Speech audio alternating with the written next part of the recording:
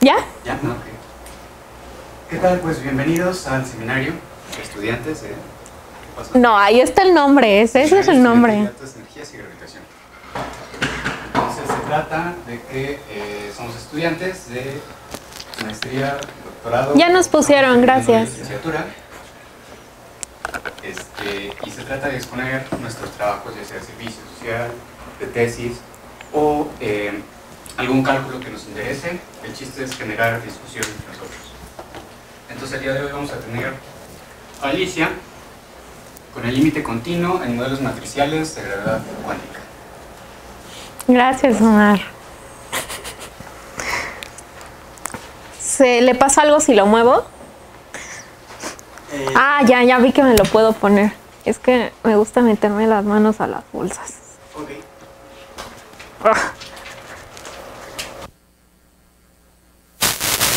Sí. ¿Ya me escuchas? Sí. Esto es todo lo que el que presenta tiene que hacer, Omar. Tienes que poner el bote de basura ahí. Bueno, entonces, hoy les voy a presentar mi presentación para mi examen profesional. Entonces, por favor, hagan muchísimas preguntas, todo. Va a ser, creo que una sesión pesada. Ayer presenté esto y no me hicieron tantas preguntas y fueron 1 hora y media. Son 40 diapositivas. En el examen profesional a Diego le dieron 40 minutos, entonces díganme qué diapositivas puedo quitar, por favor. Bueno, entonces vamos a empezar. Este fue mi trabajo de tesis y bueno, es algo relacionado con gravedad cuántica, entonces vamos a construir el conocimiento. Entonces, primero vamos a hablar de por qué necesitamos la gravedad cuántica. Entonces, a mí me gusta verlo de esta forma. Consideremos una acción, que es la acción de Einstein-Hilbert, más una acción que trae masa, trae campos de masa, de materia, perdón, y campos de norma. Y sabemos que la ecuación de movimiento es esta. Entonces, eso es lo estándar que nos enseñan. Pero, aquí tengo este. Pero este lado de la ecuación sabemos que es geométrico, esto nos describe la dinámica del espacio-tiempo, y este lado está dado por los campos de materia y norma, que están descritos por la teoría cuántica, una teoría cuántica de campos. Entonces sabemos que realmente hay una parte cuántica de este lado, y esto es lo que quiero decir aquí. Entonces, ¿cómo influye esa parte cuántica de este lado? Eso es algo que no sabemos y de hecho matemáticamente ni siquiera sabemos bien cómo tomar esta variación para una acción en general, porque las acciones que nosotros conocemos del modelo estándar, por ejemplo, están en un espacio plano, entonces no sabemos en general cómo tomar la variación con respecto a una métrica, que no es Minkowski. Otra pregunta es si, más allá de ese lado matemático, es si la estructura del espacio-tiempo es relevante según lo que sabemos. Y en teoría cuántica de campos usual sabemos que los conmutadores de dos observables, su valor de expectación en un intervalo entre dos estados que están separados por un intervalo tipo espacio, se anula. Eso nos habla de que hay una estructura causal en nuestras observables físicas. Entonces ya aquí tenemos una propiedad del espacio-tiempo que está afectando nuestra física y nuestros campos en teoría cuántica de campos.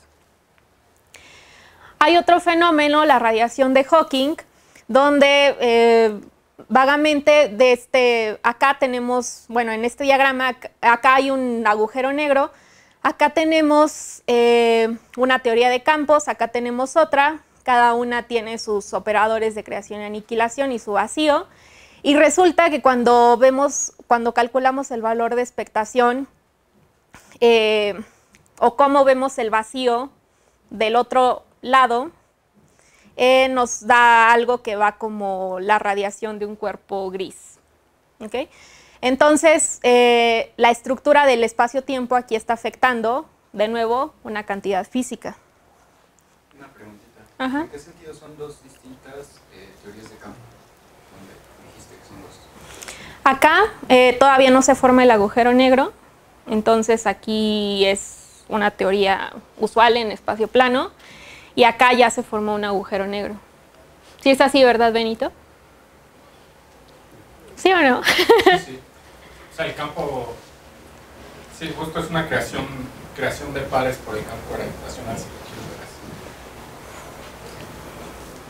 Entonces los estados asintóticos en el futuro y en el pasado, como el fondo medio tiene curvatura, no están relacionados por una transformación. Pero lo dijo bien Alicia. Ok, eso es lo importante.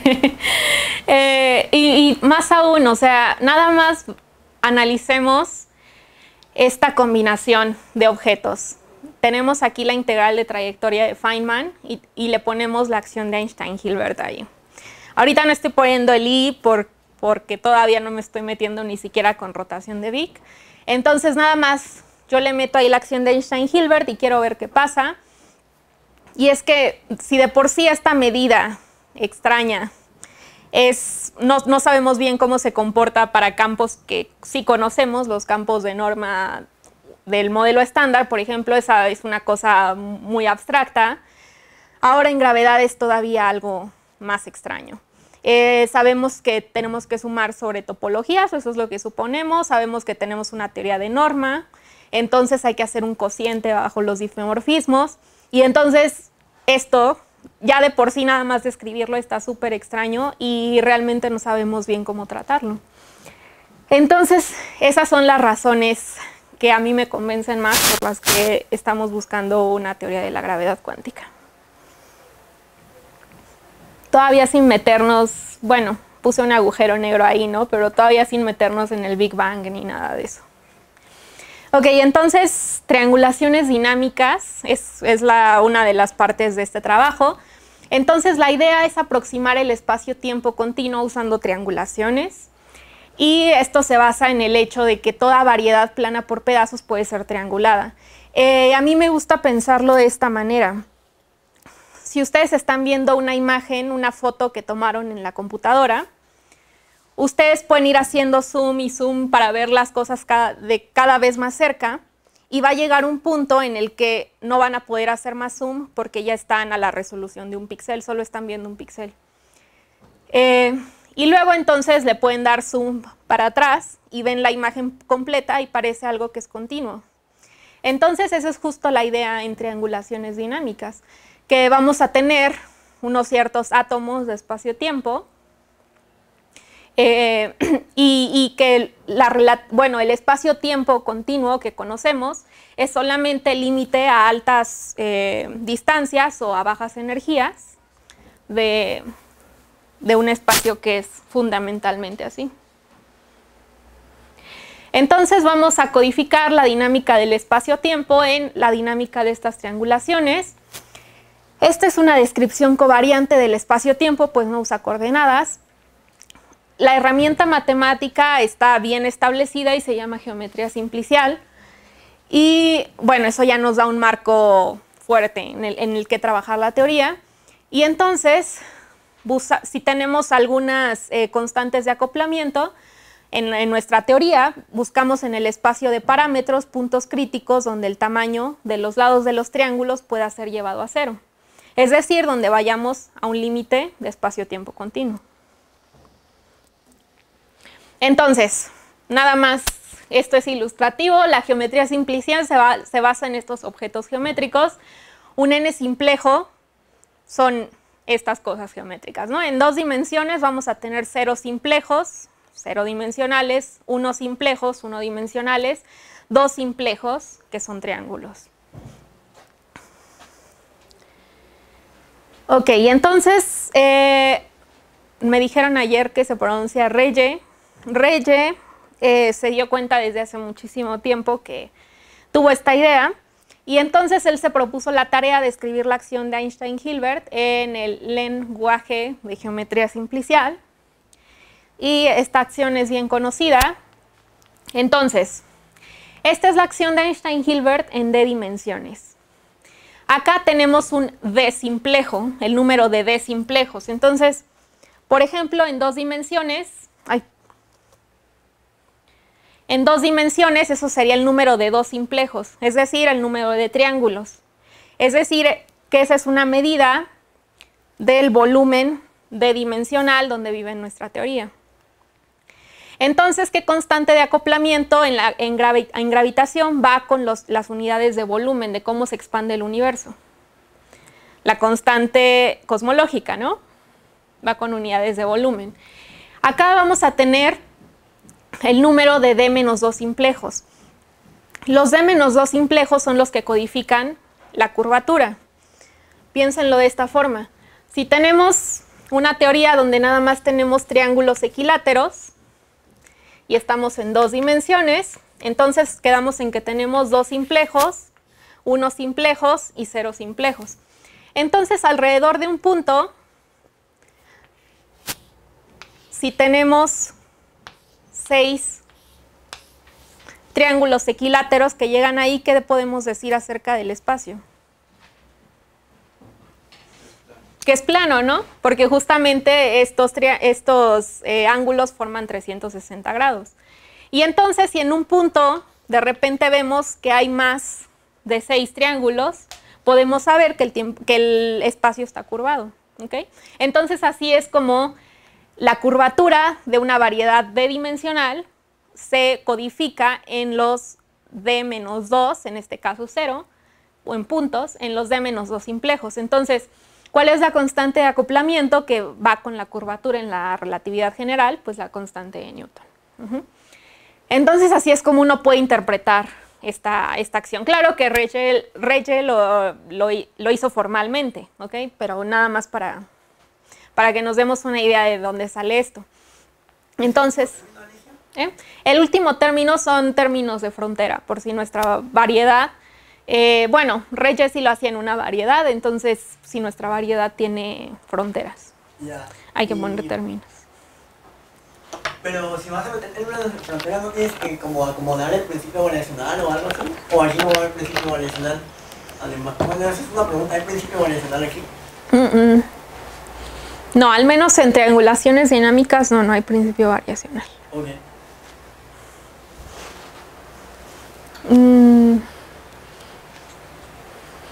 Bueno, no sé. Sí, no sé qué, pero sí debería, sí, no sé si este espacio es continuo para... Bueno, este espacio de las constantes de acoplamiento sí es continuo. De las triangulaciones creo que también, no, pero no estoy segura de si el de las triangulaciones es continuo. Ok. Entonces, esa es la idea detrás de triangulaciones dinámicas. Y ahora vamos a una formulación que es un poco más amigable con la teoría cuántica de campos que ya conocemos. Entonces, la idea es que a partir de una triangulación de estos 2 simplejos, por ejemplo, en vez de llamarlos triángulos, los vamos a llamar 2 simplejos, podemos construir su gráfica dual. Y esta es de esta forma. Entonces, a un 2 simplejo le va a asignar un 0 simplejo, a un 0 simplejo le va a asignar un 2 simplejo, y a un 1 simplejo le va a asignar un 1 simplejo. Entonces, esto es en 2 dimensiones. Se puede hacer en n dimensiones en general. Pero esto va a ser lo que nos va a interesar ahora. Entonces, y si se dan cuenta, estas se llaman caras. Estas caras ya no tienen que ser triángulos. Entonces, podemos pensar que si consideramos solo por diversión una acción de esta forma, entonces tomo trazas de phi transpuesta y aquí tengo un término de interacción cuártico con una constante de acoplamiento. Si ahora escribo esto con los índices, me doy cuenta de que puedo decir esto o dibujar esto de esta forma. Entonces, aquí tengo un campo phi. Tiene sus 2 índices, perdón, aquí es A, B, el BC, el CD y el DA, y me dice que voy a contraer este índice B con este índice B. Entonces, estos dos índices van a pegarse, o estas dos líneas van a pegarse en algún momento. Las líneas de C van a pegarse, las líneas de D, las líneas de A. Entonces, la idea es que una acción de esta forma justamente nos va a originar vértices y propagadores de esta forma, en diagramas de Feynman, digamos, ¿ok? Y entonces llegaríamos, por ejemplo, podríamos construir algo de este estilo, ¿ok? Donde los modelos matriciales lo que me modelan son la gráfica gorda esta que se ve acá atrás, y sabemos que podemos construir la triangulación a partir de esa gráfica, de la gráfica dual, ¿ok? Y bueno, y efectivamente estos modelos matriciales justamente describen triangulaciones de las que nos gustan para modelar la gravedad en este lenguaje de geometría simplicial. Entonces, por un lado teníamos la acción de Einstein-Hilbert descrita en términos de geometría simplicial que hizo Reye, y por otro lado tenemos una integral de trayectoria también, pero en el caso matricial. Y entonces estas dos generan la misma física. Y entonces, sí, ahorita esto no es muy importante, esta es la constante de acoplamiento que va a pesar según el número de vértices que tenga la gráfica gorda, y este es el número de caras que tenga igual la gráfica gorda, ¿ok? Entonces, el número de vértices y el número de caras van a ayudar a cómo va a ir pesando cada configuración. Pero lo importante, recuerden que acá teníamos la constante de acoplamiento lambda, y en la acción original, en la acción de Reye, tenemos la constante de Newton, que está relacionada con este KD menos 2, y la constante cosmológica, que está relacionada con este KD. Entonces teníamos dos constantes de acoplamiento en el otro caso, en el caso de Reye, y ahora en modelos matriciales, igual, aunque una de ellas esté escondida, tenemos dos grados de libertad, que son cómo podemos mover la constante de acoplamiento del término cuártico y cómo podemos mover la dimensión de las matrices, ¿ok? Entonces, y de hecho hay una forma exacta de cómo se relacionan estas constantes de acoplamiento. Entonces nos damos cuenta de que si nos queremos mover en el espacio de valores de la constante cosmológica y de la constante de Newton, eso va a ser equivalente a movernos en el espacio de lambdas y n's en los modelos matriciales. Alicia, ¿puedes regresarte a lo de la gráfica dual? No me quedó muy claro cómo la construyes.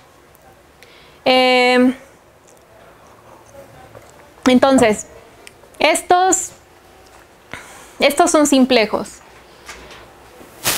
Bueno, le puse la notación sigma, representa un simplejo. Okay. Es el nombre de un simplejo. Entonces, el índice K nos dice qué dimensión tiene el simplejo. Entonces, por ejemplo, si estamos en n igual a 2,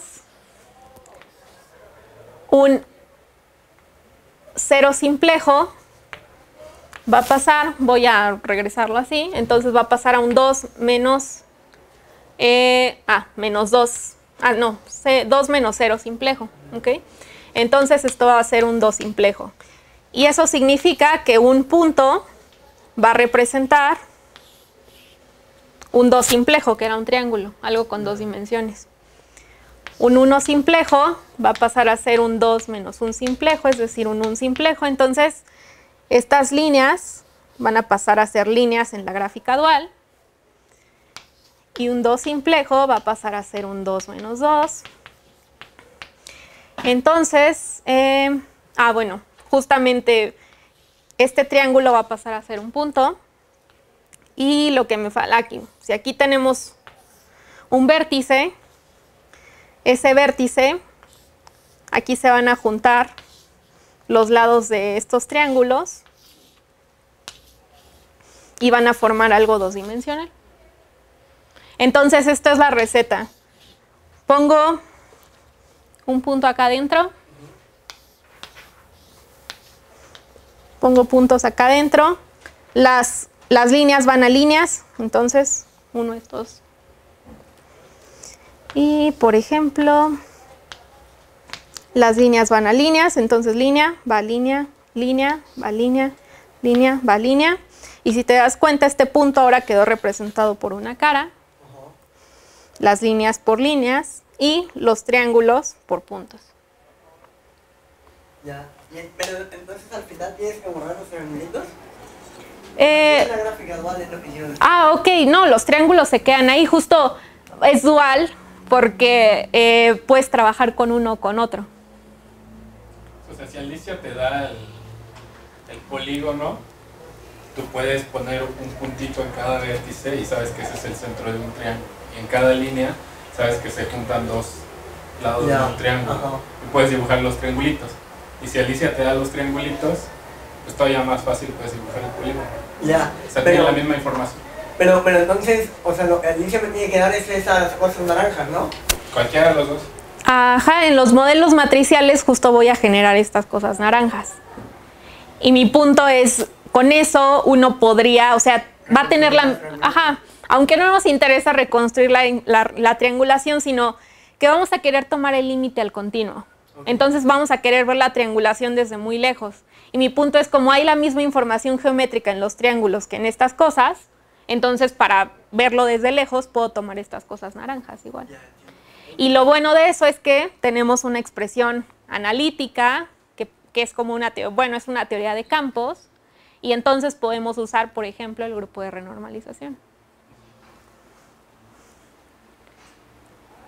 Entonces, ahora vamos con la causalidad. Entonces, esta idea de triangulaciones está muy bonita, en 2 dimensiones funcionó bien cuando la empezaron a investigar, pero claro, vivimos en un mundo de 4 dimensiones, entonces cuando se pusieron a analizar el modelo, las triangulaciones dinámicas en 4 dimensiones, se dieron cuenta, bueno, creo que todos saben más renormalización, entonces se dieron cuenta de que en el punto crítico, de cuando tomamos el límite para pasar al espacio-tiempo continuo, eso era una transición de primera fase.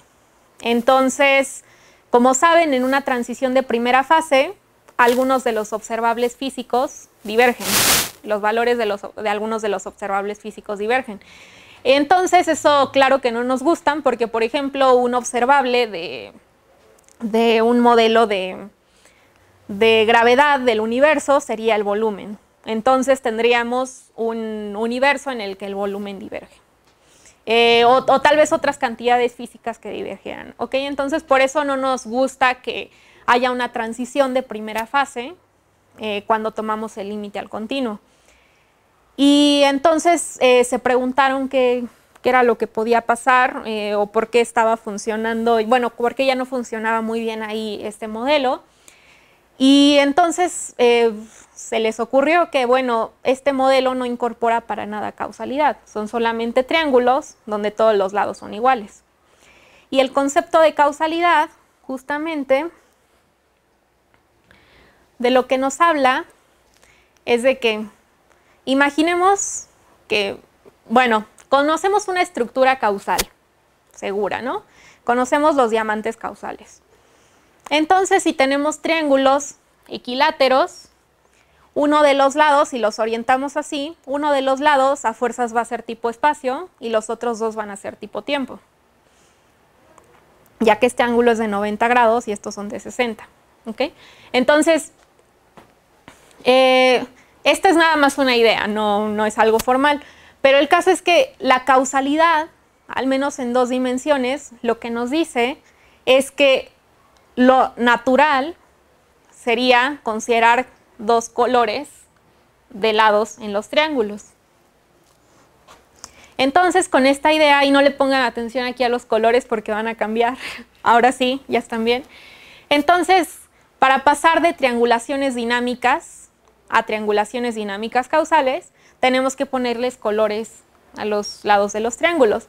Y claro, imponer una regla de que no voy a poder pegar lados rojos con lados azules, porque entonces ese sería un lado que sería tipo espacio y tipo tiempo al mismo tiempo.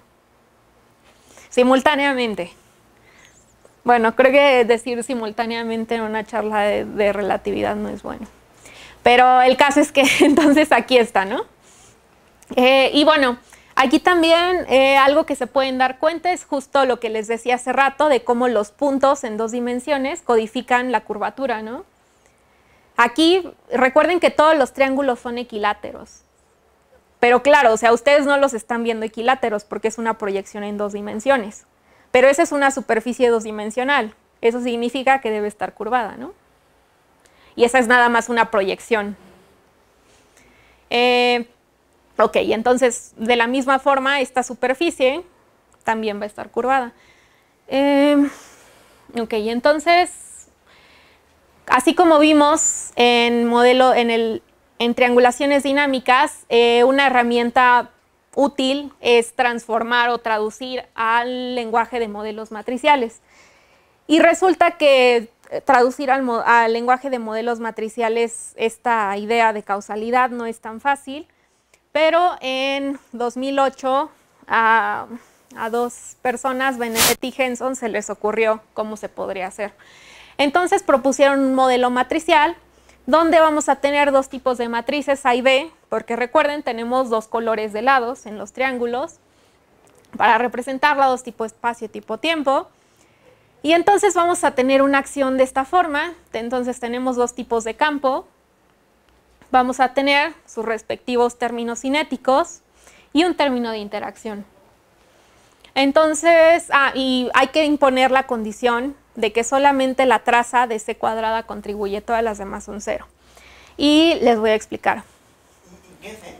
Es una matriz fija, que nada más le pides que su traza, que solo la traza de C al cuadrado contribuya, todas las demás se van a 0. Ya, ¿puedes regresar una diapositiva? Gracias. Y por ejemplo, ¿por qué el término cinético ahí de B lo escribes con la C enchufada? Justo eso es lo que voy a explicar. Ok. Entonces, bueno, sí, pero es bueno escribirla. Entonces, bueno, como se dan cuenta, hay que ver primero una cosa. Este no es una teoría de campos usual, como digo, como las que conocemos en el modelo estándar, porque estas son matrices aleatorias. No son campos que dependan de parámetros no dependen de un XMU. ¿Ok? Entonces por eso no hay derivadas. Yo les estoy diciendo, este es el término cinético y pues ustedes saben que en teoría cuántica de campos los términos cinéticos traen derivadas, ¿no? Entonces aquí no tenemos derivadas porque estos campos no dependen de coordenadas espaciotemporales. Solamente son matrices aleatorias. Entonces aquí, por ejemplo, la integral de trayectoria se van a sumar sobre todos los campos que satisfagan algún tipo de simetría que le pidamos. Por ejemplo, que sean todas las matrices ortogonales o todas las matrices unitarias. Entonces, pero por eso a este le llamo el término cinético y a este también, porque finalmente un término cinético es donde aparecen, o los términos de masa, son donde aparece el campo al cuadrado, el campo 2 veces. Entonces aquí aparece A al cuadrado y aquí aparece B cuadrado. Entonces, si se acuerdan, en teoría cuántica usual, en teoría de campos usual, Pero por ejemplo, el término de masa también va al cuadrado. Ajá. Sí, aquí. Aquí está como declarado. Sí. El cinético es... Sí, los consideramos cinéticos. Sí. ¿B también es cinético? Sí. Ok, es un modelo donde hay... Exacto. Ok, Entonces, por ejemplo, en teoría, en QFT usual, ya me cansé de decirlo, tenemos cosas que van así. Entonces sabemos que estos bajo transformación de Fourier son P-mus. Y entonces cuando sacamos las ecuaciones de movimiento nos sale un P cuadrado. Y entonces sabemos que los propagadores asociados a este término cinético son 1 entre P cuadrado y tal vez un término de más aquí, pero el caso es que van como 1 sobre P cuadrado. Es decir, es como el inverso de lo que aparece en la acción. ¿Okay? Entonces acá, por ejemplo, con A, el inverso va con un n, un 1 sobre n. Entonces, digamos que el propagador de A va como 1 entre n. El n está acá afuera, donde n es el tamaño de las matrices. Y el propagador de B va... Pero entonces estás pensando esa acción como en un espacio de momentos o algo así. O sea, porque para que te salgan los momentos, haces una transforma de Fourier, ¿no? Ajá, pero pues solamente, sí, nada más lo estoy haciendo esquemáticamente ahorita, pero sí uno puede sacar los valores de expectación de esos términos. No, más bien me refiero, o sea, por ejemplo, escribiste ahí eran dos, o sea, la derivada al cuadrado de phi, ¿no? Pero para poder sacar las p's, uno hace una transforma de Fourier. Ok, sí, pero aquí no tenemos dependencia en nada. Ajá, Entonces es directo. O sea, Exacto. ya, ok. ¿Ok? Entonces, y luego el propagador de B va como entonces, como C entre N. Y ahora sí, se dan cuenta de que esta condición sobre... bueno, y llevan trazas todos. Entonces se dan cuenta de que esta condición de que solo la traza de C al cuadrado contribuya y todas las demás se anulen, implica que solamente en cualquier término que nos salga en nuestra expansión en diagramas de Feynman, solamente podemos considerar términos que tengan los números de A's que les dé la gana, pero que solamente tengan 2 B's. Porque va como el propagador de B. Entonces, ahora vamos a verlo con un dibujo. Esto no sé por qué nadie lo había hecho. Porque en el artículo original hay unos dibujos que no se entienden para nada. Entonces, recuerden, acá atrás está la triangulación, que ya les había enseñado, que tiene 2 colores de lados. Tipo espacio y tipo tiempo. Ahora, en la triangulación dual, los lados tipo espacio se van a corresponder con propagadores tipo tiempo. Y los tipo tiempo se van a corresponder con tipo espacio. Ahora, B representa los rojos. Es importante recordarlo. Entonces, si se dan cuenta aquí, en una cara, aquí la causalidad está bien conservada. Bueno, hay causalidad en una estructura causal bien definida. Porque nada más estamos pegando lados rojos con lados rojos y lados azules con lados azules. Y si se dan cuenta en esta cara, tenemos 1, 2, 3, 4, 5. Tenemos 5 propagadores o 5 lados azules, es decir, tenemos 5 A's. Pero nada más tenemos 2 B's.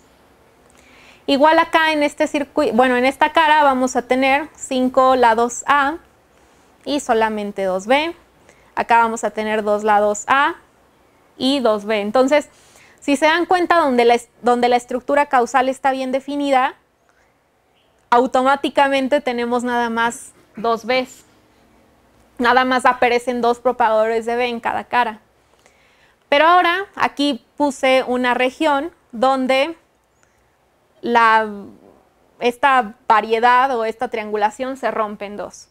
Entonces, es como los diagramas estos de las cuerdas, entonces que va así un tubo y de pronto se parte en 2. No empieces a imaginar cosas. Entonces de repente se parte en 2, cambia la topología. Y aquí nos podemos dar cuenta de que, ok, entonces vamos a identificar este lado con este. Acá ya tenemos un propagador rojo, que recuerden, son los B's. Acá ya tenemos un rojo, pero hay que pegarlo de este lado con este pedazo. Pero acá conectado ya tenemos 2 rojos. Entonces, cuando peguemos estos 2 lados, va a resultar en una cara que va a tener 3 lados rojos. Y acá justamente a este se le llama branch point. Sí lo traduje en mi tesis, ya no me acuerdo cómo se llama, pero entonces es un punto donde la topología del espacio-tiempo cambia. Y en estos puntos, usualmente la estructura causal no está, el cono de luz no está bien definido. ¿Okay? Entonces hay un problema con la estructura causal desde acá, desde el espacio-tiempo continuo. Entonces eso nos causaría problemas justamente para definir, para tener una causalidad o microcausalidad acá, en los puntos donde se rompe esta superficie. Y entonces, por eso... Ajá. Oye, pero, o sea, ¿por qué quieres identificar exactamente de esa forma? O sea, que justamente, bueno, como yo lo pensaría sería, si solo puedo tener dos partes rojas, o sea, dos Bs, pues es como una restricción de cómo puedo identificar, ¿no? O sea, ¿por qué no intentas identificar las que sí te conservan esa propiedad de tener solo dos Bs pegados? Porque, sí, o sea, hay varias ideas, pero es como de cuál de ellas puedes poner en un modelo analítico. Ok. Entonces, o sea, sí, hay otras ideas que se han implementado, pero nada más esta es donde se ocupan puramente modelos matriciales. Pero... O sea, ¿cómo pondrías analíticamente eso? No, o sea, más allá de lo analítico, o sea, ¿por qué te gustaría tomarte esa identificación si justo nos acabas de decir que no? Ah, no, o sea, justo mi punto es que si uno considera esta acción, y no sola, sino que vaya de la mano con esta restricción, Ajá. justo lo que le estás diciendo es que no se puede partir, no puede haber cambios de topología.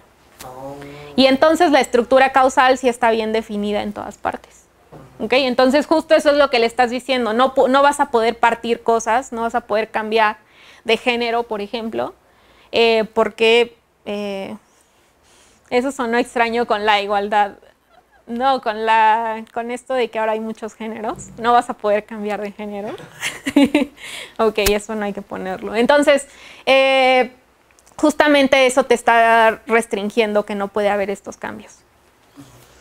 Donde clásicamente se interpreta como puntos donde hay problemas para definir la causalidad o el cono de luz no cabe bien en esos puntos.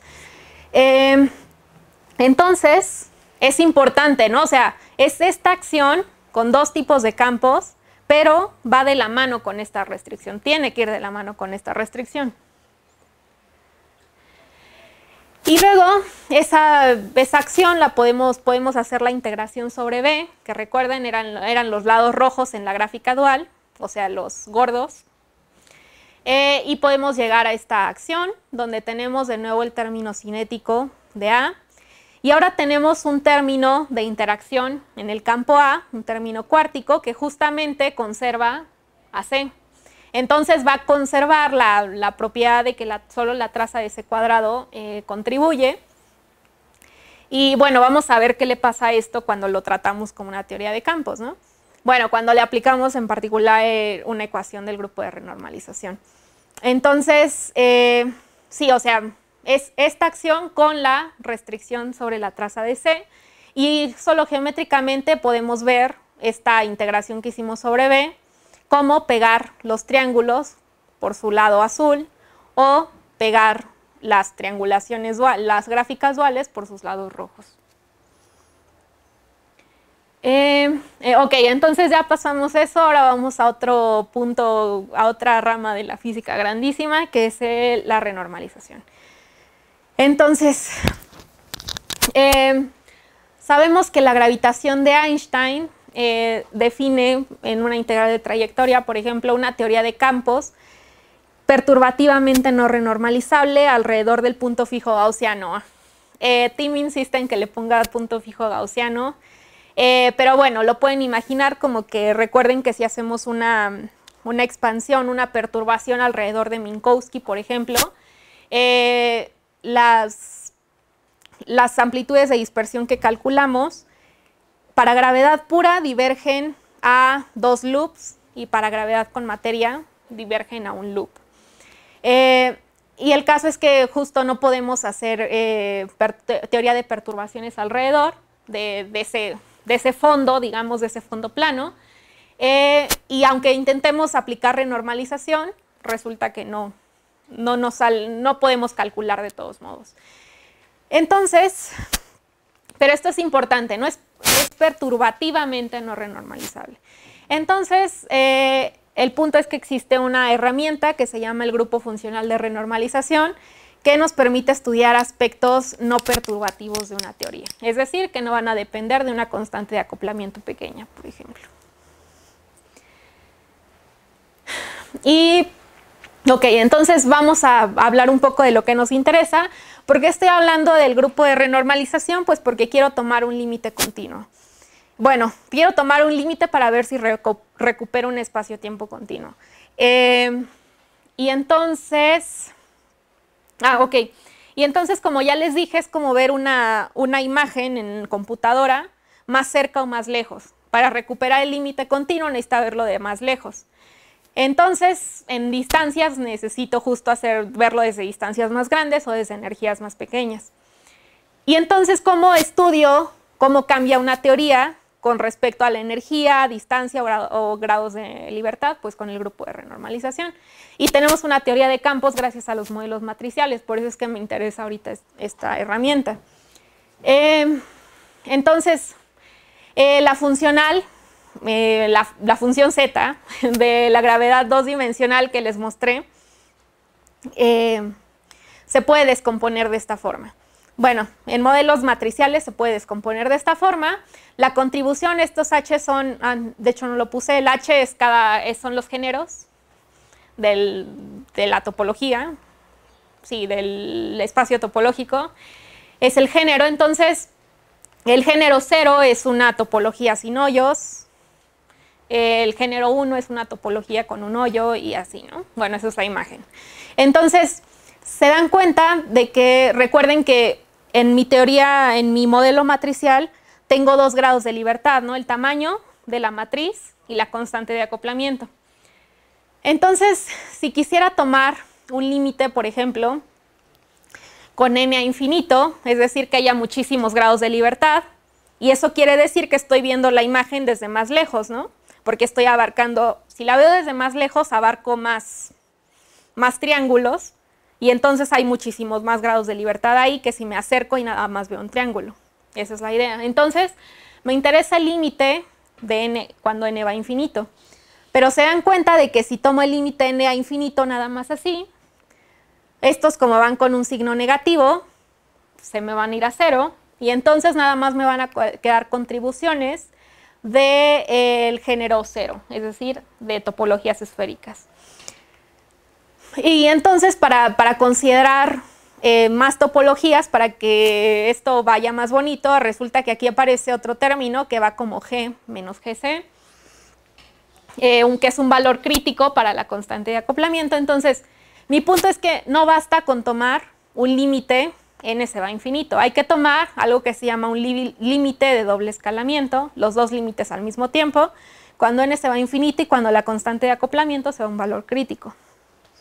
Nada más aquí, al principio les enseñé una lambda, pero ahora estoy manejando una G. Entonces G es la constante de acoplamiento que va con el término cuártico. Oye, ¿y en qué sentido la G crítica es una G crítica? En el sentido de que las funciones beta del modelo se anulan ahí. Entonces, entonces esa es la idea de por qué tenemos que ocupar el grupo de renormalización. Ya les dije que para estudiar gravedad en particular nos interesan aspectos no perturbativos de la teoría, entonces tenemos que ocupar el grupo funcional de renormalización. Entonces, hay algo que se llama, así como está la acción clásica, que es la que ponemos en la integral de trayectoria para cuantizar la teoría, también hay una acción que se llama acción efectiva. Esta acción efectiva, si se dan cuenta, ya no es una acción clásica, aquí tienen los términos de fuentes que ponemos en la acción clásica, por ejemplo, para calcular funciones de n puntos. Entonces, esta es una acción ya cuántica. Y esta acción, pues, como su nombre lo dice, es una acción efectiva, generaliza la acción de bloques de spin en el modelo de Ising, por ejemplo, de cómo vamos viendo al modelo o a esta red de cada vez más lejos.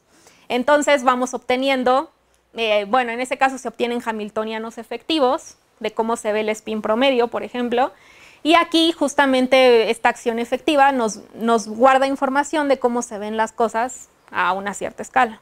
¿Okay? Pero como les digo, o sea, a veces la idea intuitiva, pero realmente es algo más profundo, ¿no? Porque esta es una acción cuántica que trae aquí las Jotas. No como la acción clásica S, que es la acción de mecánica vectorial, bueno, mecánica analítica usual, y que la metemos en una integral de trayectoria para cuantizar. Esta ya trae información cuántica. Y bueno, y justo digo, no es mágica la conexión, sino que aquí está el W. Recuerden que el W trae a la acción clásica y también trae fuentes. ¿Okay? Entonces, aparte de esta acción, todavía se le puede agregar otro nombre, bueno, otra palabra, para llegar a la acción efectiva, y no solo efectiva, sino promedio. Y, ok, está dada por la transformada. Aquí esta es una transformada de Legendre. Entonces, hay que transformar, pero ahora está W. Y estoy de acuerdo en que eso es muy confuso. Entonces, esa R, sí puse esta S. ¿Okay? Entonces, esa S es una integral, por ejemplo, en una teoría de un campo escalar, es una función que va a ir así. Entonces va a llevar un RK aquí. Bueno, y de hecho mejor lo escribimos en espacio de momentos. Entonces es una función, es un término de masa. ¿Ok? Lleva phi cuadrado. Esa es la delta S que aparece ahí. Esta es una dependencia de los momentos. Esas funciones R se llaman reguladores y tienen esta forma. Entonces, hasta una cierta escala, K0, por ejemplo, son importantes y después se van a 0. Y entonces lo que estamos haciendo acá es justamente quitar estas partes donde esta contribución es importante. Entonces, por ejemplo, si a mí me interesa, recuerden que lo que me está interesando es analizar mi teoría a ciertas escalas y moverme en esas escalas y ver cómo cambia mi teoría. Entonces, voy a implementar también un corte ultravioleta. Entonces eso me dice, aquí en las escalas de momentos, por ejemplo, vas a tener un corte aquí y esta información ya no te va a importar. Entonces, ya ven cómo depende esta acción, la acción efectiva promedio de esta escala acá, esta escala lambda, y entonces me dice, solamente vas a analizar estos modos. Eso es lo que me dice esta expresión. Solamente vas a analizar desde K0 hasta lambda. Y el caso es que esta es una función continua de K.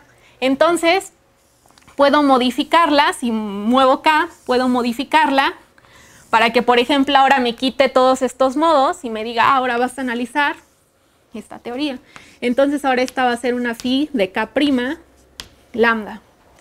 Y entonces puedo ver cómo es que esta acción se va a transformar, esta acción efectiva promedio se va a transformar cuando veo la teoría a distintas escalas. Yo tengo una pregunta. O sea, si tú tienes ahí un corte ultravioleta, es un corte de fuerza bruta, ¿no? O sea, solo lo pones en la integral, ¿no? No integras esos modos. Pero si tienes una teoría de norma, eso te rompe la simetría de norma, ¿no? Poner un corte ultravioleta, no siempre, pero ajá. No siempre te quita la simetría, ¿no? Pues es que yo sé de esto, pero de campos, o sea, no sé qué pasa cuando no es continuo, pero en campos justo tú usas regularización dimensional porque no puedes usar cortes de fuerza bruta en QED, por ejemplo, porque eso te rompe la simetría de norma. Pero, o sea, aquí no tendrías ningún problema con poner... Ok. O sea, no a romper alguna simetría o algo importante de la teoría. Sí, de hecho los cortes rompen algunas simetrías. Por ejemplo, bueno, vamos a verlo con matrices, ¿ok? Entonces, en las matrices, como que, recuerda que este n es el que queremos llevar a infinito. Entonces, esto es como tu escala, ¿ok? Entonces las entradas acá son como las entradas infrarrojas y las entradas acá son como las entradas ultravioletas, pequeña n y grande n. Y entonces cuando yo meta el regulador solo se encarga de algunos modos infrarrojos. Pero, o sea, bueno, dejando eso de lado, olvidando qué están representando las matrices, esa es una matriz. Y en particular, es invariante bajo, bueno, supongamos que es invariante bajo ciertas rotaciones. Entonces yo realmente puedo hacer una transformación ortogonal que me cambie estas entradas por estas. O sea, la matriz no le importa. Entonces, esa era una simetría que la matriz tenía, que el campo original tenía, y cuando meto este corte, este regulador, me la va a romper. Entonces, sí. Y de hecho, junto con esta ecuación que les voy a escribir, también se escribe usualmente una identidad de Ward. Y de hecho, en modelos matriciales y tensoriales en general no se ha podido, todavía no está clara esa identidad de Ward. De hecho, es una de las cosas en las que algunos están trabajando, porque es justo algo muy importante, cómo afecta a las simetrías estos cortes. Entonces, como les digo, bueno, nos gusta trabajar además de con esta acción efectiva promedio, la escogí, porque esa acción satisface una ecuación exacta que se llama la ecuación de Wetterich o la ecuación del grupo funcional de renormalización.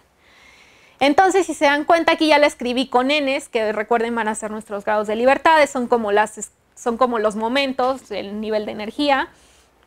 Entonces, nos dicen cómo va a cambiar la acción efectiva promedio cuando me mueva de escala. Aquí aparece el regulador, aquí aparece una derivada, una doble derivada funcional, las derivadas con respecto al campo. Y entonces, como ya les dije, lo que hace esta ecuación es decirme cómo me puedo mover en este espacio de teorías, en este espacio de acciones, conforme cambia la energía. ¿Ok? Entonces, es como resolver, como cuando uno resuelve una ecuación diferencial con la velocidad y a uno le da la trayectoria, ¿no? Entonces, bueno, aquí nos va a dar una trayectoria en el espacio de teorías. Ok, entonces... Ajá. ¿Esa ecuación dónde está la escala de energía? Aquí en la n. Recuerda que n ahora es la escala de energía. O sea, en un espacio, en una teoría cuántica de campos usual, aquí van los momentos, por ejemplo. En vez de n escribes k. Pero ahorita ya la estoy escribiendo en este lenguaje de modelos matriciales. Entonces, esto es un poco técnico, pero el caso es que solamente lo que les quiero hacer ver aquí es que ya hay una receta de cómo aplicar esta ecuación a modelos matriciales, que fue justo lo que hicieron Astrid y Tim en el 2013. Entonces, dijeron, bueno, tenemos esta herramienta del grupo de renormalización. Y de hecho, algo importante que decir aquí es que, como ya les dije, la gravedad es una teoría perturbativamente no renormalizable, ¿no? Y entonces, algo famoso que dijo Weinberg, como diría Saúl, es que, así es que él dijo, bueno, eso no significa que la teoría no sirva. Tal vez hay un punto fijo que lo pueden ver como hay un espacio-tiempo alrededor del cual sí se pueden hacer predicciones físicas, que no es Minkowski. Entonces, a lo mejor existen, o dicho de otra forma, a lo mejor existen valores para la constante de Newton y la constante cosmológica para los cuales sí se pueden hacer cálculos. Porque digo, o sea, ustedes de teoría cuántica de campos ya saben que las constantes de acoplamientos no son constantes, ¿no? Corren con la energía. Y si G es la constante de acoplamiento de la gravitación, ¿por qué debería ser realmente constante, ¿no? O sea, puede correr con la energía. Entonces, tal vez hay ciertos valores donde la teoría sí se comporta bien. A eso se le llama seguridad asintótica. Entonces, ese es el programa de Asymptotic Safety. Y es un programa muy trabajado a nivel mundial. Creo que es el que más es trabajado en gravedad cuántica. Y justamente ellos utilizan esta ecuación. Y la han utilizado desde hace mucho, porque Wetterich dedujo esta ecuación en los 80. Entonces, ellos por más de 20 años habían usado esta ecuación. Y ahora ya hasta usan otras.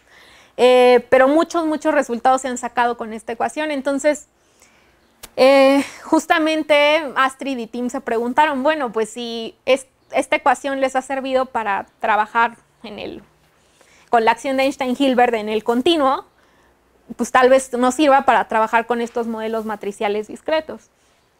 Y entonces el caso es que el truco para calcular cosas aquí es expandir esta suma, este denominador, en una cosa que no dependa de los campos y en otra cosa que tenga toda la dependencia en los campos. Y hay que expandir, ¿ok? Hay que expandir una cosa que va como R puntos de 1 sobre X. Y entonces nos va a dar una serie que lleva estas cosas, de hecho estas Fs, nada más repetidas y repetidas. Las P son el inverso de esta cosa. Entonces, el caso es que hay una forma en la que podemos expandir esa traza, que es lo que se ve difícil en esta ecuación, porque tenemos un cociente ahí, y entonces así podemos calcular cosas. Y ahora, ¿cómo se calculan? Del lado izquierdo tenemos derivadas de la acción. Entonces, si derivamos la acción y ponemos, como ya saben, ponemos toda la dependencia de energía en las constantes de acoplamiento. Entonces, de acá nos van a salir derivadas de las constantes de acoplamiento. Y las derivadas de las constantes de acoplamiento con respecto a la energía son justo las funciones beta, ¿no? Entonces, de este lado nos va a salir una función beta multiplicado por una traza, una función beta multiplicado por otra traza. Y de este lado vamos a tener una serie aquí de cosas. Y así quedan. Y el caso es emparejar cosas de este lado con cosas de este lado. Acá, por ejemplo, vamos a tener una traza de A transpuesta. Y entonces del otro lado, en toda esa serie que les enseñé, vamos a tener que buscar también el término traza A transpuesta. Y eso nos va a contribuir entonces a la función eta, por ejemplo. Acá la función beta 4 está con una traza de un A a la cuarta.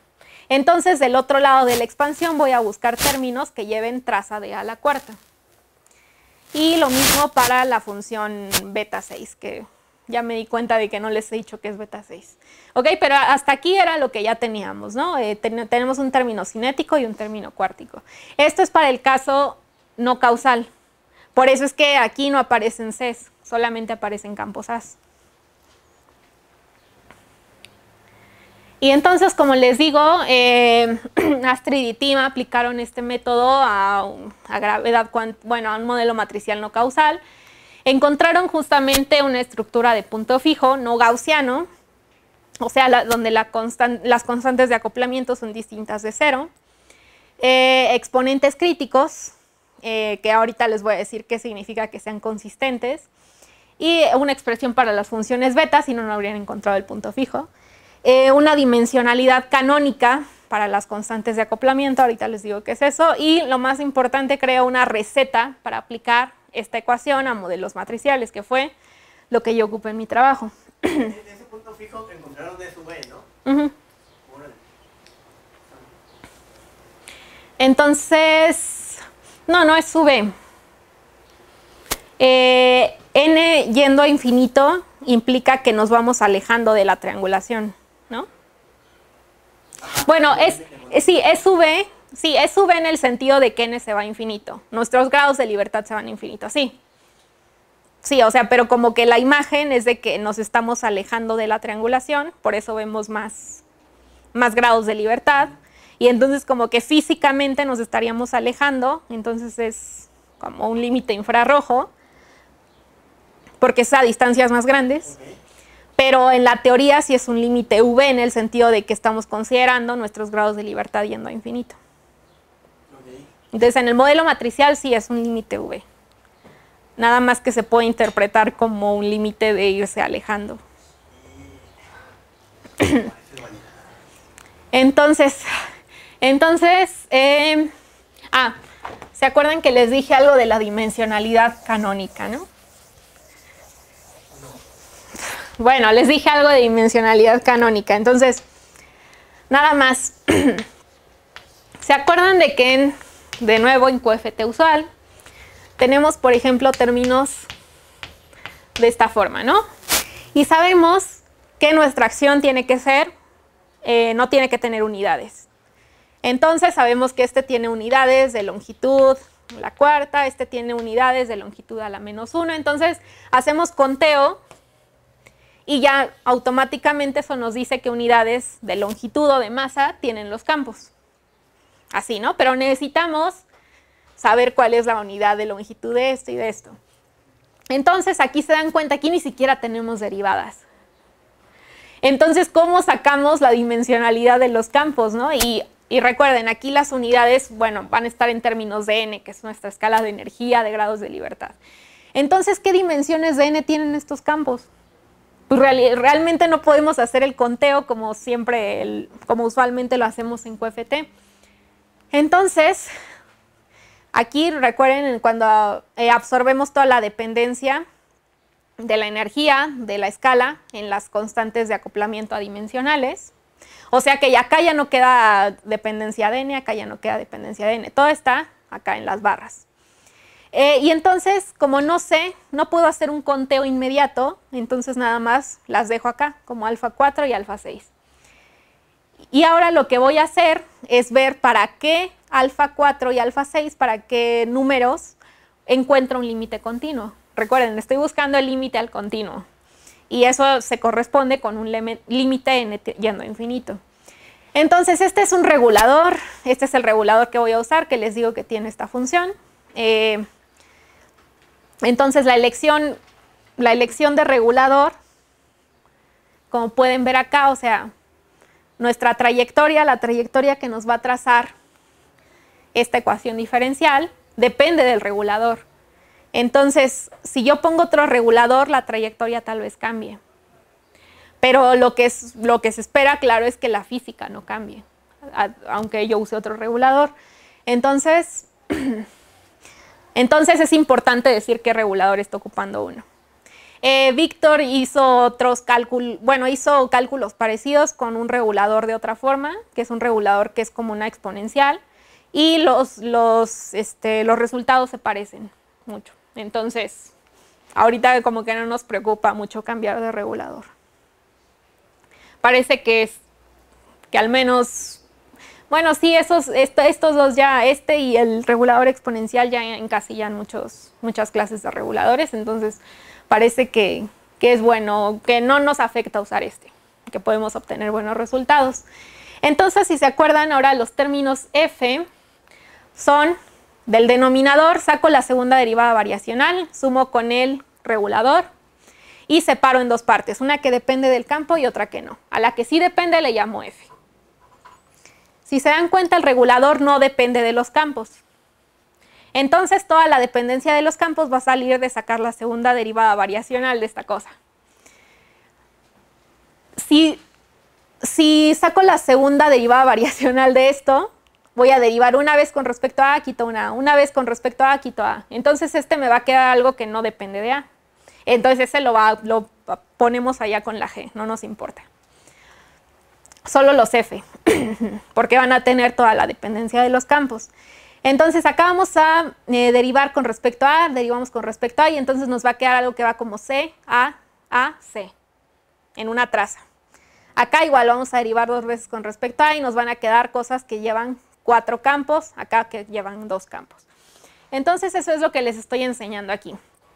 El término F4, que es el proporcional a la constante de acoplamiento G4, nos queda como cosas que van con C y cosas que solo van con 2 campos. Teníamos 4 y derivamos 2 veces. Luego, les recuerdo que acá en esta formulita que les enseñé, para sacar las contribuciones a las funciones eta, a las funciones beta, perdón, voy a tener que sacar trazas de estas f's del lado derecho. Entonces me interesa ver cómo se ven esas trazas. Y por ejemplo, la traza de este término F4 va de esta forma. ¿Ok? Pero les recuerdo que para tener contribuciones a eta necesitamos términos que vayan como la traza de A transpuesta. Y ahora, si se dan cuenta aquí tenemos traza de C por traza de A transpuesta a C. Entonces este término pues no va como traza de A transpuesta, tiene una C aquí metida en medio. Luego acá tenemos una traza de C, A transpuesta C. Y aquí va una B. Entonces, ese término va como tampoco va como una traza de A transpuesta.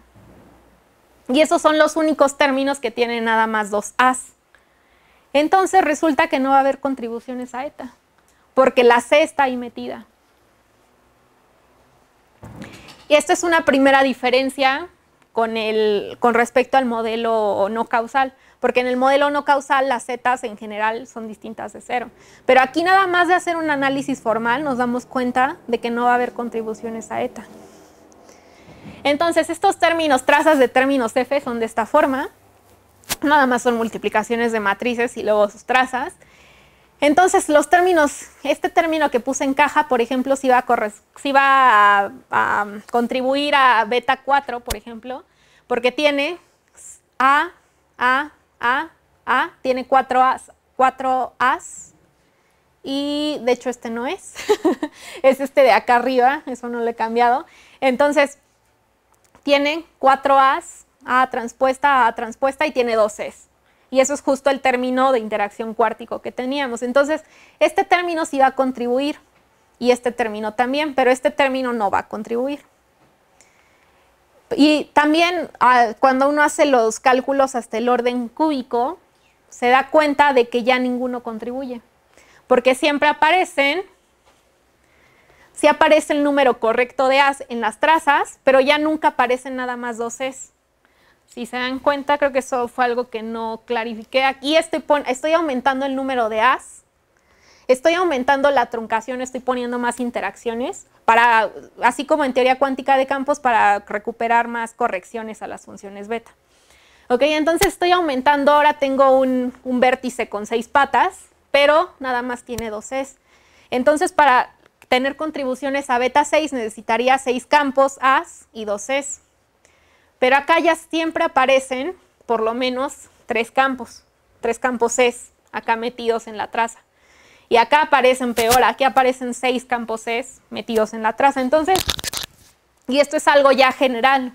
A partir de 3 vértices, no importa qué truncación use, aunque agregue un término de G8, un término de G10, con más y más campos, siempre estos, a partir del orden 3, son 0, todo, ya no hay contribuciones.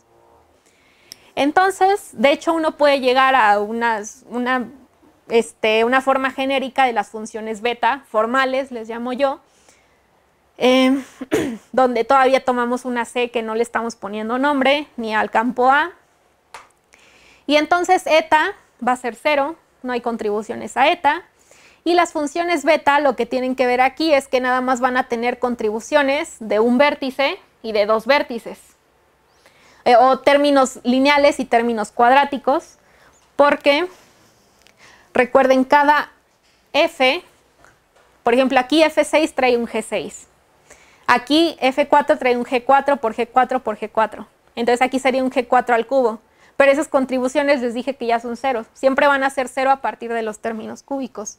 Entonces las funciones beta solamente van a tener contribuciones de tadpoles, de los términos lineales en las constantes de acoplamiento, y de 2 vértices de términos cuadráticos. Y esto ya es algo totalmente diferente con respecto al modelo causal, no causal, perdón, porque allá sí hay contribuciones de todos los órdenes que quieran. Y ahora, claro, ese nada más fue un análisis allá abstracto, ¿no? Entonces, para en serio calcular números, necesitamos darle una forma explícita a C y también a la matriz A, para poder calcular en serio las trazas con numeritos. Entonces, la matriz C, si recuerdan, cumplía esta propiedad, nada más aquí con un 2, nada más la traza de C al cuadrado contribuye. En la tesis hay como, no es una demostración formal, pero sí como una prueba de que esa matriz C siempre existe en cualquier dimensión.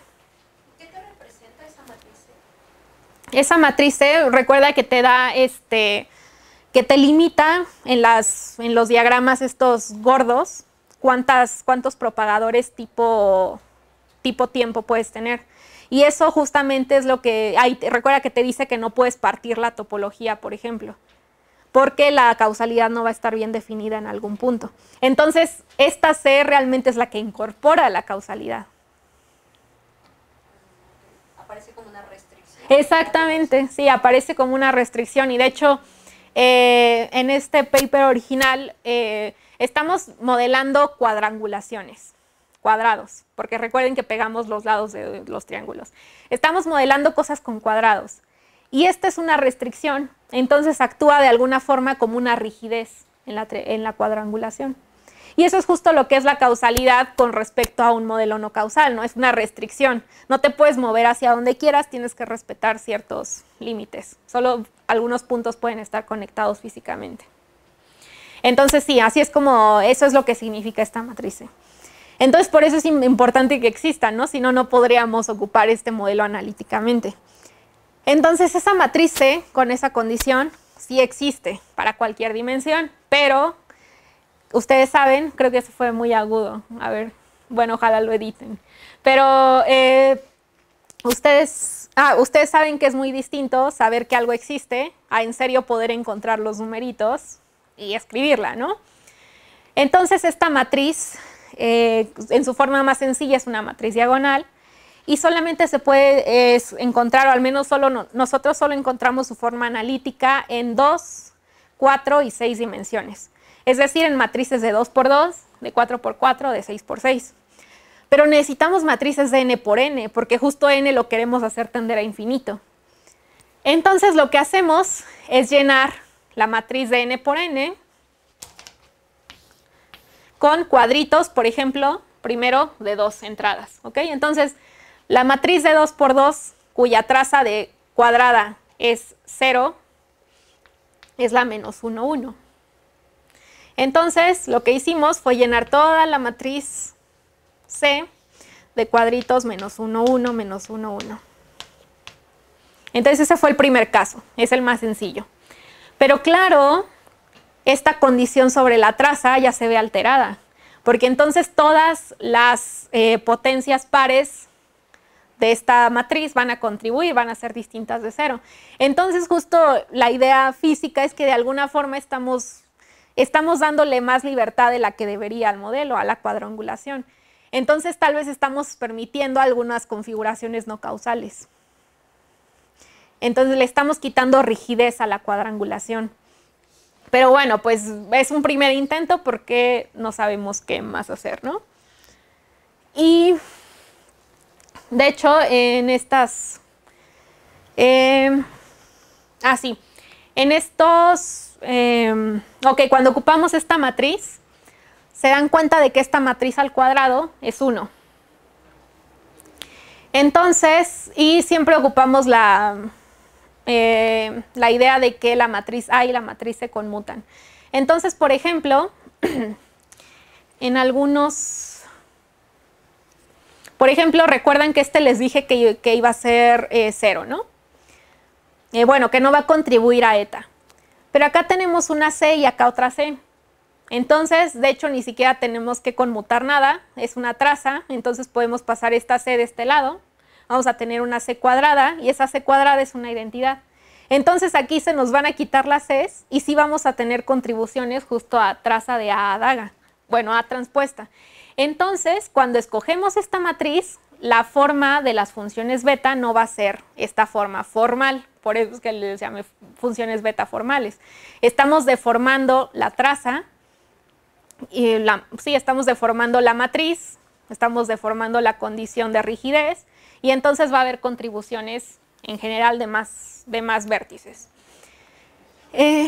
Y entonces aquí están, ocupamos estos answers para las matrices A. Ajá. Y en algún sentido, hacer eso que, o sea, como quitarle rigidez, es como, o sea, como dejar que haya procesos más cuánticos, digamos.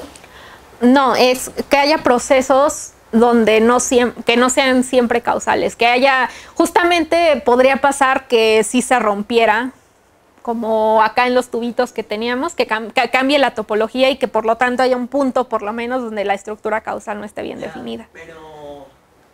Pero justo no puedes interpretar eso o relacionarlo con partículas virtuales en una teoría de campo? O sea, porque las partículas virtuales pues no están en shell, no necesariamente satisfacen las simetrías ni nada, ¿no? Pero justo no las puedes medir. Justo como en el ejemplo que pusiste de la cosa que se abría. No estoy segura, o sea, sí, no estoy segura porque ni siquiera tenemos un concepto de partícula, ¿no? O de estado. Sí, claro. Entonces, pero sí, o sea, la idea me suena, pero no te puedo asegurar que es análogo. Ya, ok. Pero sí, suena a que tal vez se podría interpretar así. Entonces, ocupamos 3 ansatz para la matriz A, para este campo. La identidad. Esta matriz que tiene dependencia en las entradas de los índices. Entonces, esta matriz empieza acá como 1, 2, 3, 4 y acá se va hasta n. ¿Ok? Entonces, cada vez es más grande la entrada. Luego, la tercera entrada, la que llamamos delta infrarroja, es una que solamente tiene un 1 acá y acá siempre tiene ceros, no importa qué tan grande sea. Entonces, recuerden que con esta idea de que n es la escala de renormalización, que son los grados de libertad, la escala de nuestra teoría, la función, la matriz, perdón, identidad, esa pesa igual tanto en los modos infrarrojos, es decir, en esta parte de la matriz, como en los lados ultravioleta. Esta matriz, que su entrada en la diagonal va creciendo conforme me voy alejando, pesa más en el ultravioleta, porque tiene entradas más grandes, que en el infrarrojo. Y esta matriz no tiene modos ultravioleta y solo tiene modos infrarrojo. Entonces, por eso fue interesante analizar las 3 matrices. Una que pesa lo mismo en todos los modos, una que pesa más en modos ultravioleta y una que pesa más en modos infrarrojos.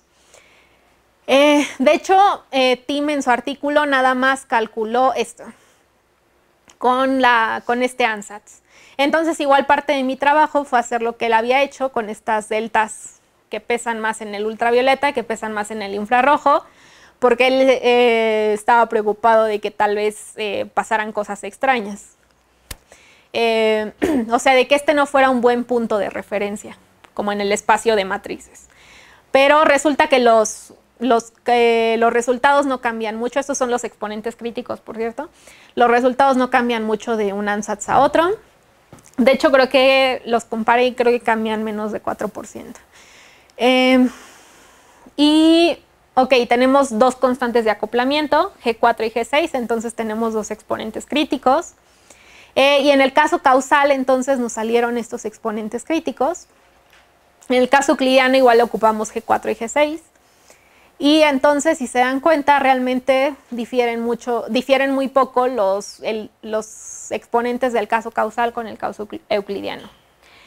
Entonces, eso al principio como que dijimos, pues, como qué pasó, ¿no?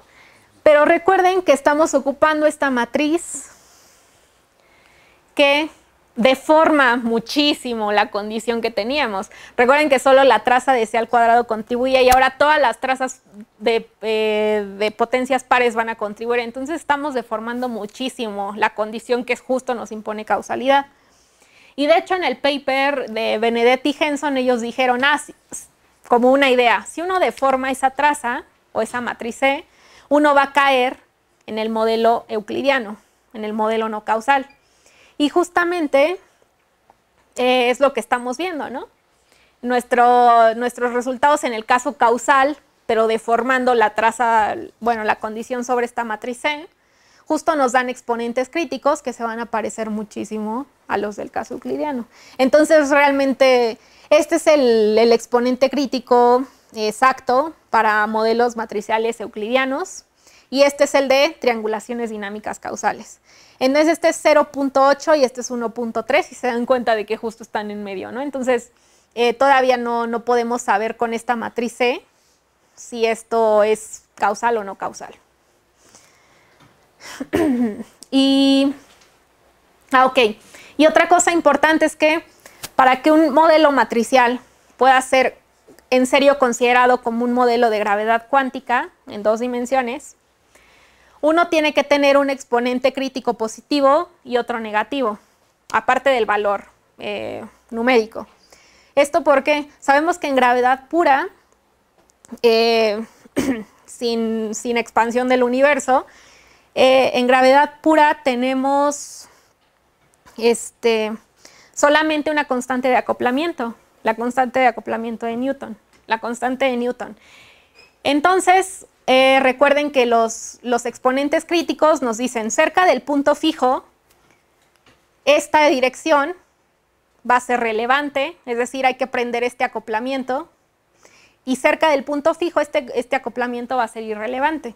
Eso porque el cerca del punto fijo, recuerden que las cosas van como G menos G crítica, o en estadística como la temperatura menos la temperatura crítica,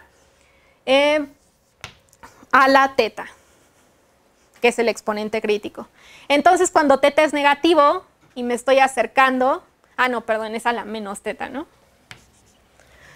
Entonces cuando el exponente crítico es positivo, esto se va a ir a 0. Es positivo, no, perdón, cuando es positivo esto se va a hacer muy grande, es decir, va a ser relevante. Y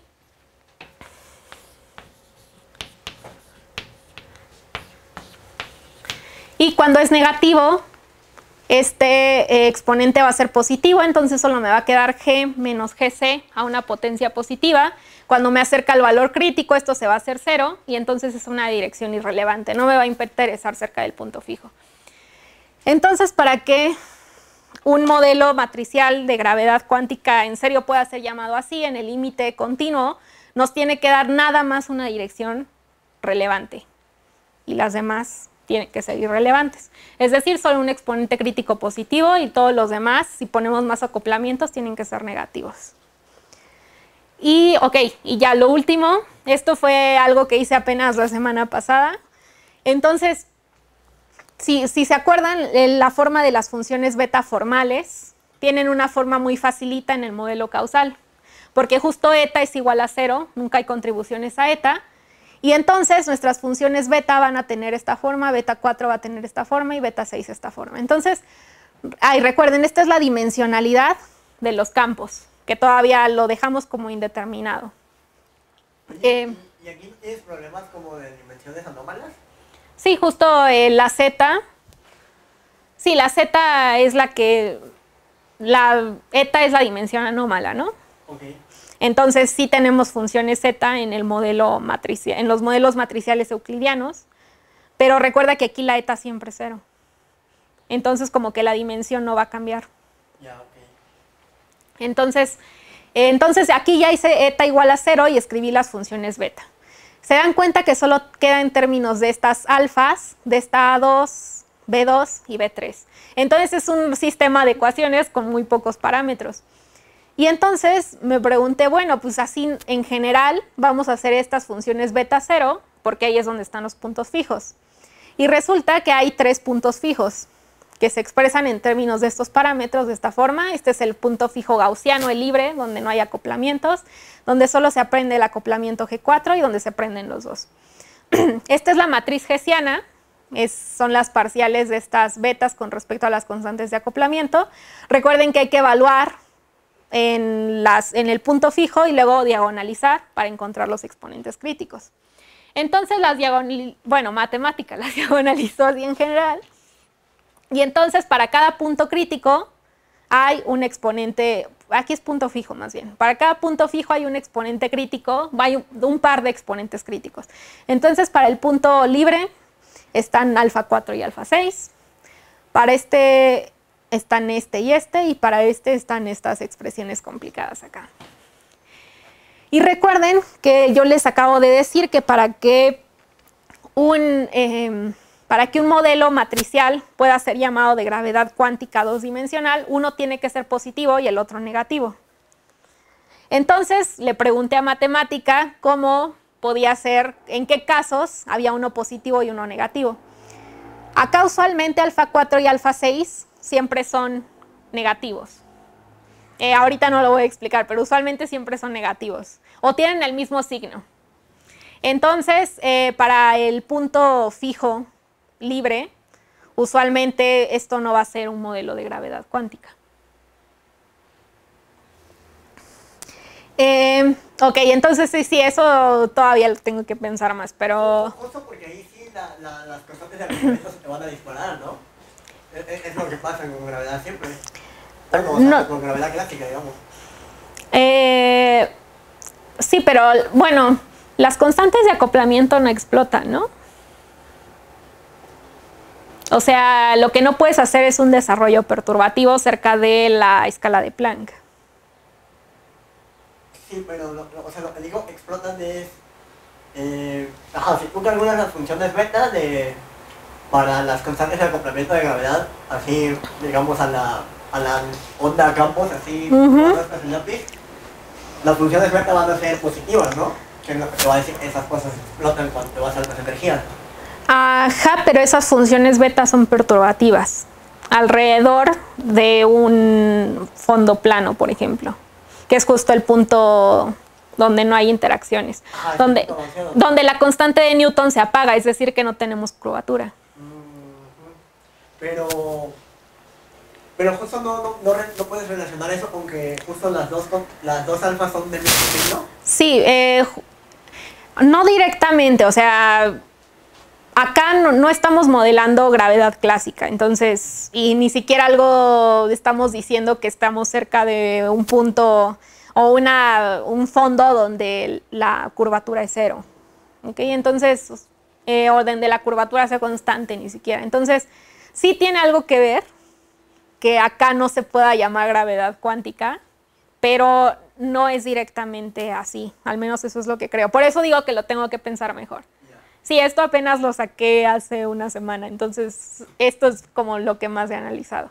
Entonces les digo, le pregunté a matemática qué puedo hacer o en qué casos me queda uno positivo, uno negativo en estos dos puntos fijos. Resulta que nada más para este valor de B2 entre B3 no tengo una estructura de un exponente positivo y uno negativo. Nada más en un punto. Les recuerdo que B2 y B3 son aquí los numeritos que van junto a los two vertex contributions, a las contribuciones de dos vértices. Y les recuerdo que alfa 4 y alfa 6 son las unidades en las que escalan los campos o las constantes de acoplamiento. Si G4 barra va como n al alfa 4 y G6 barra va como n al alfa 6. Entonces lo podemos ver hacia dos lados. Las constantes de acoplamiento no pueden escalar como se les dé la gana si queremos un modelo de gravedad cuántica. O los coeficientes, o si conocemos cómo van a escalar las constantes de acoplamiento, nada más hay un valor donde no vamos a tener algo parecido a gravedad cuántica. Para todos los demás, sí. Entonces, claro, también el valor numérico de los exponentes críticos tiene que corresponder. Entonces, ahí todavía hay una libertad grande, igual a la cardinalidad de R, ¿no? Pero esta es una condición importante, o sea, claro, hay que investigar más cómo corren estos B2 y B3, que lo podemos estudiar en una estructura general. Y entonces, pero podemos concluir que hay una estructura prometedora de punto fijo no gaussiano. Entonces, otra cosa que encontramos, les digo que fueron las funciones beta formales, que sí son distintas al caso no causal. Para una forma explícita de C, les digo que ocupamos esta y última, igual hace creo que 2 semanas, ocupé la de 4×4. Llené ahora esta matriz de n por n con bloques de 4×4.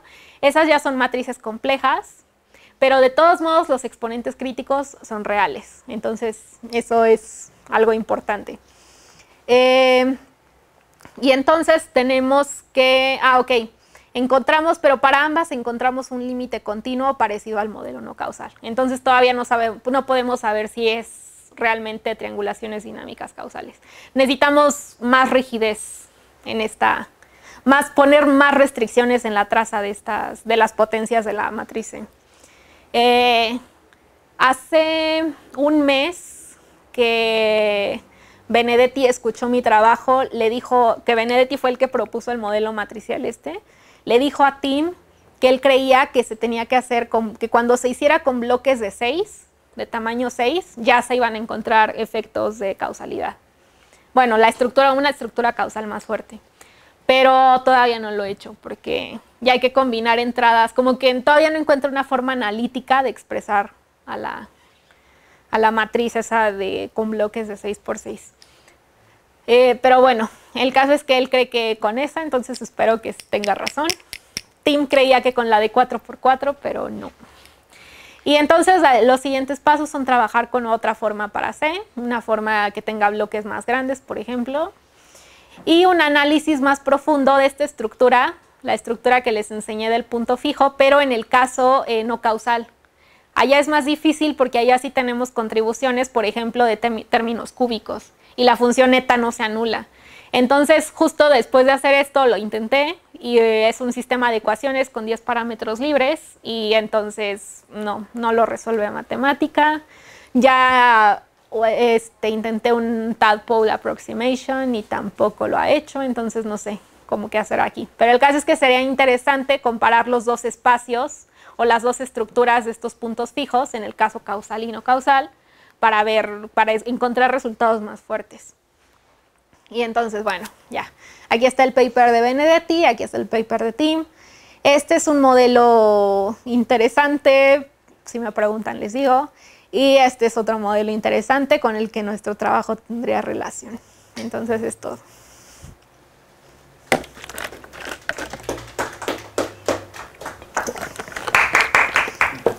Omar, tienes que voltear y decir preguntas. Sí, preguntas. Bueno, entonces como siempre yo hago una pregunta. Entonces, Alicia, ¿qué son estos papers 3 y 4? Entonces, en este paper, en el 3, antes de que Benedetti hiciera este artículo y ya implementara la causalidad más fuertemente en los modelos matriciales, ya estas personas desde el 96 habían sacado un paper donde justo habían incorporado esta idea de que pues para implementar causalidad debo tener dos colores de lados, ya sea en la triangulación o en la triangulación dual, o en la gráfica dual. Entonces usaron estas matrices A y B que yo les había puesto acá, usaron dos tipos de matrices, pues. Pero no pusieron la condición no pusieron una matriz C ni la condición sobre la traza de C. Y entonces llegaron a que justamente este modelo lorentziano, que ellos querían que fuera lorentziano, terminó siendo un modelo euclidiano, pero que de alguna forma se ve como un modelo acoplado a un modelo de Ising. Entonces, todavía no lo analizo a más profundidad, pero resulta que justamente nuestros resultados, nuestros exponentes críticos, a lo que más se parecen es al exponente crítico encontrado aquí. Entonces, y justo digo, las ideas pegan, ¿no? Porque nosotros estamos ocupando dos tipos de matrices, aunque integramos sobre B, pero estamos ocupando dos tipos de matrices. Y la condición fuerte, que es la condición sobre la traza de C, la estamos dejando muy libre.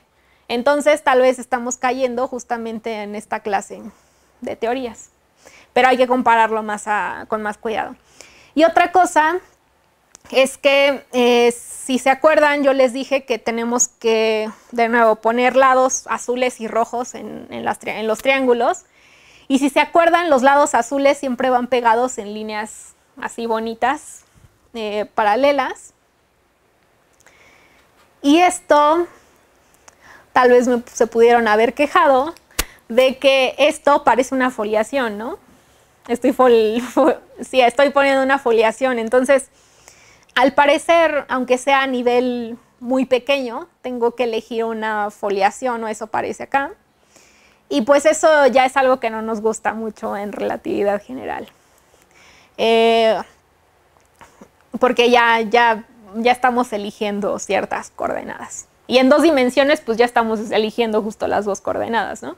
Entonces, lo que hicieron apenas igual hace unos años, Renat Lal y Jordan, que se me olvidó su nombre, fue relajar esa condición. Y entonces estos se llaman Locally Causal Dynamical Triangulations. Entonces solo eligen una foliación, pero en un, digamos que en un triángulo. Entonces, que es finalmente solo ahí donde la necesitamos, porque necesitamos colorear los lados rojos o azules. Entonces ellos relajan esa condición y se dan cuenta de que ese modelo se parece, o al menos arroja física muy parecida a la de triangulaciones dinámicas causales con la foliación completa. Y entonces la idea original de Tim era que tal vez escoger la foliación estaba relacionado con la elección de la matriz E, porque acá la matriz E nos está implementando toda la causalidad.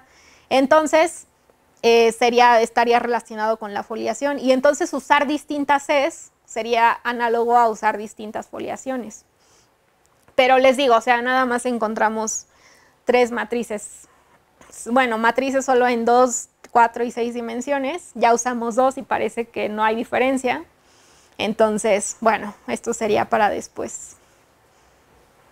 Ya. ¿Más preguntas? Sobre bueno, del cálculo que haces, los casos donde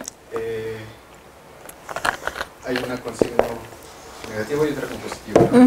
Entonces tienes que, de la condición que te sale sobre los alfas y los b's, que en la mayoría, bueno, eso te hace pensar que hay muchos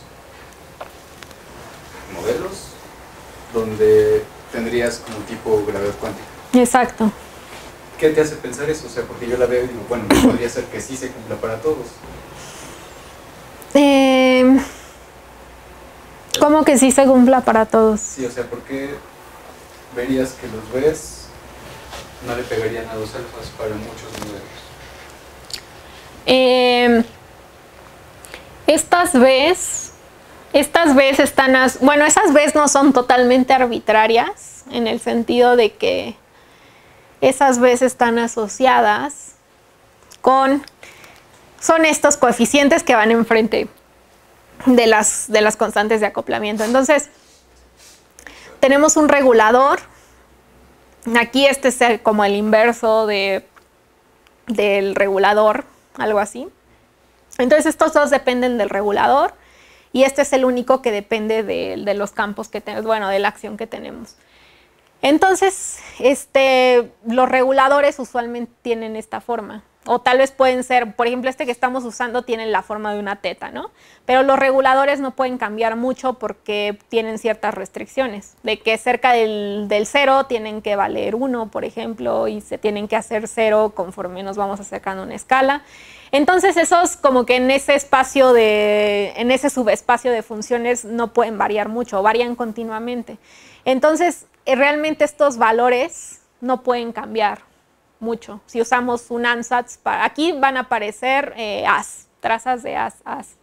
Entonces, si usamos un ansatz, no nos van a cambiar mucho esos valores. Y de hecho, usando, ¿qué estoy haciendo? Sí.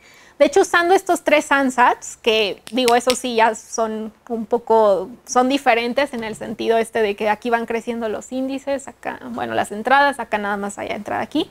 De hecho, incluso en esos coeficientes no cambian mucho. Entonces, y por lo general son menores que 1. Entonces, sí, no es totalmente, no puede ser lo que quieran en general, creo. Y entonces, más bien como que esto pondría una restricción sobre cómo escalan las constantes de acoplamiento. O igual uno puede encontrar cómo escalan las constantes de acoplamiento para que exista el límite continuo. Y a uno le pone restricciones a esto, pero pues te digo, eso no tiene como mucho sentido, es más bien de acá para acá. Sí, entonces por eso creo que es una condición fuerte. Oye, Alicia, ¿y en más dimensiones, por ejemplo? Justo en más dimensiones están, si las matrices hacen triangulaciones 2 dimensionales, entonces en más dimensiones son ya modelos tensoriales.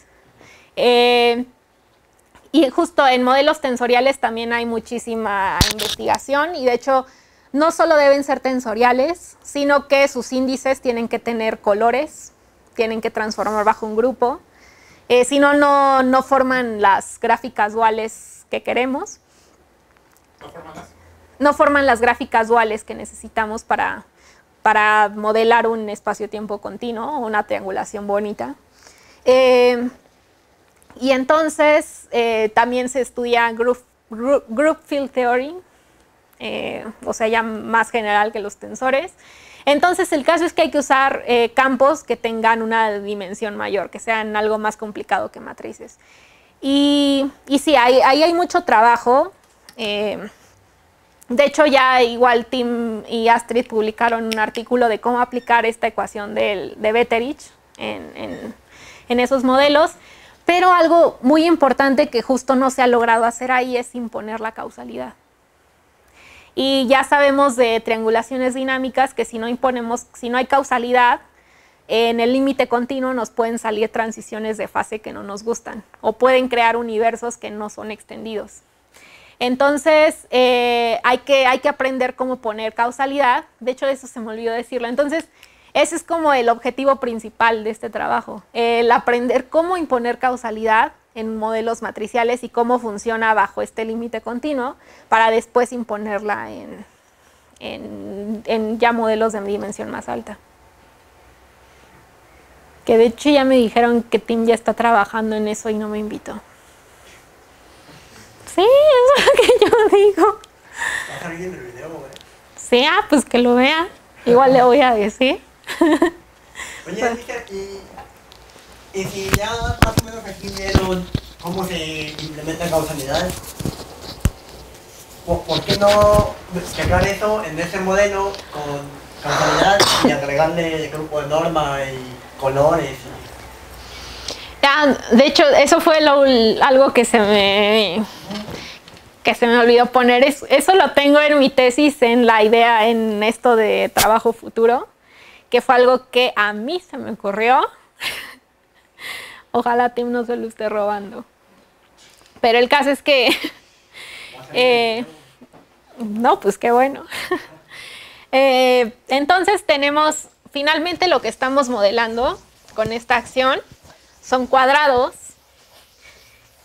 que tienen lados azules. Entonces, las trazas, bueno, el término cuártico, este término va como AB, BC, luego lleva una C aquí, CD, luego DE, EF, y luego lleva una C, y hay que poner la traza, entonces hay que contraer con S. Entonces así se ven. Entonces, ¿cómo se ve? Pues el campo A tiene dos índices, el índice A y el índice B. El índice B se va a pegar con uno de A. Y luego el índice C se va a pegar con un índice de la matriz C. Pero la matriz C no es dinámica, es una matriz nada más que está de fondo ahí para imponer rigidez. Entonces, acá lo que voy a poner es un lado distinto, que me indica que aquí hay una contracción con la matriz C implícita. Entonces luego sigo con la matriz esta, cuyo índice D está contraído con la matriz C. El índice E está contraído con una matriz E, con una matriz A, perdón. Entonces eso es normalito. Y este, antes de contraerse con el siguiente A, se contrae con un C. Entonces, a este lado también lo pongo de esa forma, lo dibujo así para decir que ahí hay una C implícita. Y entonces, ¿cómo se ve este diagrama? Justo se ve como un diagrama que tiene campos A, que tiene dos sabores de índice, ¿no? Hay índices punteados y hay índices continuos. O hay índices, sí, hay índices normalitos y hay índices punteados. Entonces, esta es justo una idea para imponer causalidad como en una forma más general, ¿no? Y esto serviría igual en modelos tensoriales, o sea, poner índices de otros sabores para imponer y que solamente estos índices se puedan contraer entre ellos mismos, por ejemplo. Ya hay una idea así en modelos tensoriales, pero justo la pregunta es cómo imponer la condición sobre la traza de C, cómo imponerla analíticamente sobre este color de índice. Tal vez se podría imponer, que no creo como que este índice se transforme bajo algún grupo, por ejemplo, o algo así. De una manera diferente. No creo. Bueno, pero quién sabe. Parece. Entonces sí, esa es una idea, pero el problema es, bueno, ahora se te tiene que ocurrir cómo interpretar que solo la traza de ese cuadrado contribuye.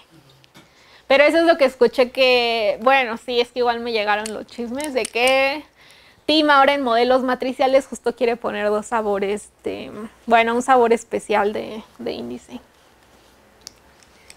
Pero sí, esa es la idea. Pero ya está en mi tesis así, y la tesis ya va a estar publicada, entonces, bueno, aquí en la biblioteca, entonces ya está documentado que a mí se me ocurrió primero. Oye, y en este tipo de dibujitos, o sea, los rojos son los que son tipo tiempo, ¿no? Los rojos son, ¿qué? ¿Las triangulaciones? ¿Las triangulaciones? No, o sea, las líneas rojas son las tipo tiempo, ¿no? Pero en la triangulación. Ajá. Son las tipo tiempo, sí. Ya. Y a la gente no se le ocurre o sea, si tienes dos rojas, ¿por qué a nadie se le ocurre ponerle direcciones como hacer siempre un ciclo? Entonces, pedirle a una línea roja que vaya hacia arriba y la otra hacia abajo, como hacia atrás, digamos. Y justo cuando pegues con líneas azules, como en las contribuciones ahí se eliminan, ¿no? De hecho, sí tienen direcciones implícitas que no dibuje. Ah, no manches. Justo eso se tiene que pedir. Estas gráficas duales no son como cualquier grafiquita que dibujas como yo la dibujé aquí. Tienen que tener como direcciones y tienen que estar bien pegadas para que haya suficiente conexidad de lo que te queda. Ya. Bueno, No, ya, sí, se acabó. Está bien, pues. A ver, Gracias por venir. un último aplauso.